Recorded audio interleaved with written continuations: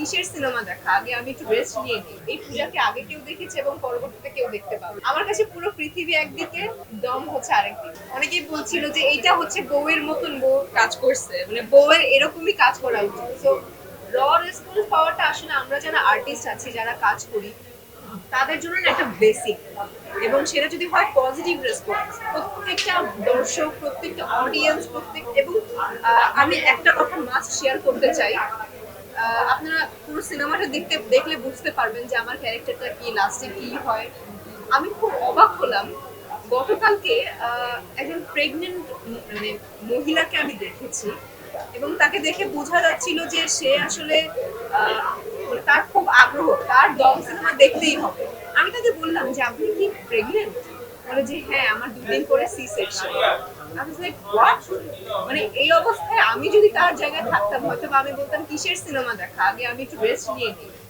But সে এই অবস্থায়, এই মোমেন্টে দেখতে আসলো সিনেমা, ডন তাও আবার দেখছে। নিউ পূজা ইজ কামিং, মানে নতুন পূজার জন্ম হচ্ছে, নতুন পূজার কামব্যাক হচ্ছে।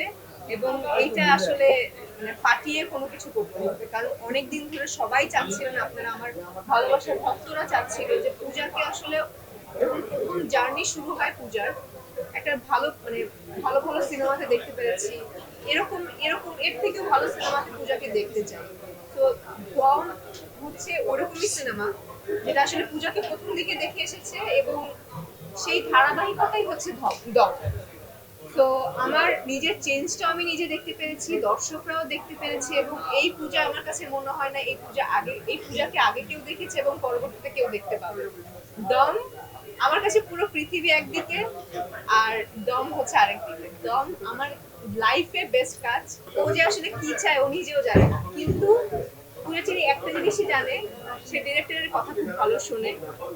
ডিরেক্টর কি চায় সেটা বুঝতে সে চেষ্টা করে, এবং ডিরেক্টরের মানে চাওয়াটা ঠিক রেখে পুরোপুরি ওইটুকুই করতে চায়, এবং এক্সট্রাও কিছু করতে চায় না, আবার কমও করতে চায় না।